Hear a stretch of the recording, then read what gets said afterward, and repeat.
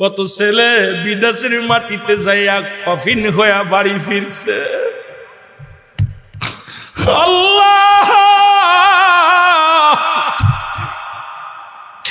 জমি জমা বিক্রি করিয়া সন্তানকে পাঠাইলা বিদেশের জমিনে। পিরাই শুনি বাংলাদেশিরা, বাংলাদেশের লাশগুলো কফিনে করে বাংলার জমিনে। ওই মা বাবা কেমনে সান্ত্বনা দেয়? জনম দুঃখিনী মার পুরা কপাল্লা মা, এ তো সারা জীবন কাঁদবে, বাবায় কাঁদবে, মায়ে কাঁদবে। লেখাপড়া শিখে চাকরি করেছে, সন্তান দুনিয়া থেকে বিদায় হয়ে গেছে। অনেক যুবক সন্তান এসএসসি ডিগ্রি পাস করেছে, দুনিয়ায় সড়ক দুর্ঘটনায় দুনিয়া থেকে বিদায় হয়ে গেছে। ওই মা দুঃখিনী সারা জীবন যতদিন দুনিয়ার মধ্যে থাকবে, ওই মায়ের কান্না শেষ হবে না, ওই বাবার কান্না শেষ হবে না। সঙ্গে সঙ্গে কবর থেকে একজন যুবক, গায়ের মধ্যে আগুনের সাপ, গায়ের মধ্যে জাহান্নামী আগুন গো। এই অবস্থায় কবর থেকে লাফ মেরে উঠেছে, সমস্ত গায়ের মধ্যে তার আগুন, মাথার মধ্যে আগুন, গায়ের মধ্যে আগুন, গায়ের মধ্যে অনেক জায়গায় আগুনের সাপ গুলো ঠুকাইতেছে। যুবকটাকে দেখেই ঈসা আলাইহিস সালাম তাকা আছে, ঈসা নবীকে দেখেই যুবক চিনে ফেলেছে, সঙ্গে সঙ্গে যুবক পড়ে ফেলেছে লা ইলাহা ইল্লাল্লাহু ঈসা রূহুল্লাহ। জোরে জোরে চিল্লায় বলা যাবে না মারহাবা। সঙ্গে সঙ্গে যুবকের গায়ের আগুন লিবে গেছে, সাপগুলো জুড়ে গেছে। ঈসা আলাইহিস সালাম বলে, যুবক রে তোমার এই অবস্থা কেন? বলে, হুজুর দীর্ঘদিন আমি কবরের মধ্যে আছি, পাপিষ্ঠ বান্দা, আমার জাহান্নামের আগুনে আমার মাওলা পুড়ায়। ওই জাহান্নামের আগুন আমি সইতে পারি না রে আল্লাহ। হুজুর আমি আপনার দ্বীনের দাওয়াত পেয়েছিলাম, কবুল করতে পারি নাই।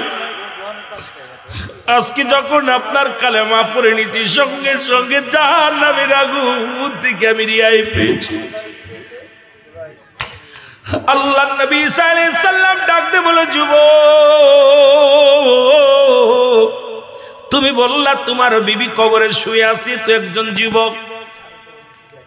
যুবক বলে, হুজুর ওই কবরটা আমার বিবির কবর নয়, ওই পাশের কবরটা আমার বিবির, আপনি ভুল করেছেন। সঙ্গে সঙ্গে ঈসা আলাইহিস সালাম ডাক দিলেন, ডাক দিয়ে বললেন, ও কবরবাসী ওঠো। সঙ্গে সঙ্গে লাফ দিয়ে এক সুন্দরী মহিলা, পৃথিবীর মধ্যে যত রূপসী ছিল তার দ্বিগুণ রূপসী বানাইয়া, কারণ ওই মহিলা ঈমান নিয়ে কবরে গিয়েছিল। জোরে বল আল্লাহু আকবার। আর একটু জোরে। ওরে ঈমান নিয়ে যখন কবরে গিয়েছিল ওই মহিলা দেখিয়া যুবককে আল্লাহ নবী এসে ডাকতে বলে, ও যুবক এই মহিলা কি তোমার বিবি? বলে, জি হুজুর ওই মহিলাটাই আমার বিবি। বলে, যাও তুমি ঘরে নিয়ে যাও। সঙ্গে সঙ্গে ঘরে নিয়ে গেলেন। ঘরে নিয়ে যাইয়া বিবিরে বলে, বিবিরে তোমারে হারাইয়া আমি আজ একটা সপ্তাহ ঘুমাইতে পারি না, খাইতে পারি না, তোমার প্রেমে আমি পাগল, তোমারে রাখিয়ে আমি থাকতে পারি না, আমার জিন্দেগিটা বরবাদ তোমাকে ছাড়া। বিবির উরুতির পরে মাথা দিয়া যুবক বলে, আমি একটা সপ্তাহ ঘুমাই না, আমি একটু ঘুমাইনি। যুবক ঘুমায় গেছে। জোরে বলো আল্লাহু আকবার। আর একটু জোরে জোরে চিল্লায় বলো আল্লাহু আকবার।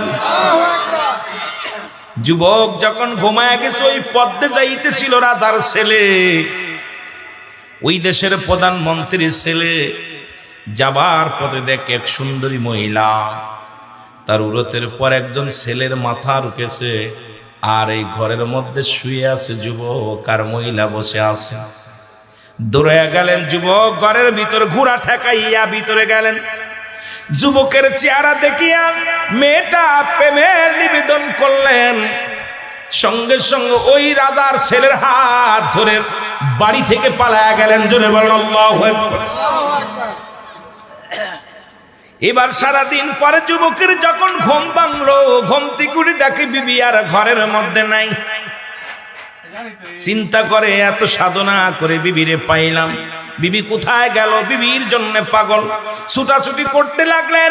এরপরে দেখলেন ঘোড়ার পায়ের ছাপ। ওনার বুঝতে বাকি নাই যে কোন একজন ব্যক্তি ঘোড়া নিয়ে আসি আমার বিবিরে তুলে নিয়ে গেছে। ঘোড়ার পায়ের ছাপ দেখতে দেখতে চলে গেলেন। জোরে বলো আল্লাহু আকবার। ঘোড়ার পায়ের ছাপ দেখতে দেখতে চলে গেলেন। যা দেখে রাজদরবারে রানীর বেশে বিবি বসে আছে, রাজার ছেলের সঙ্গে রঙ্গলীলায় আছে।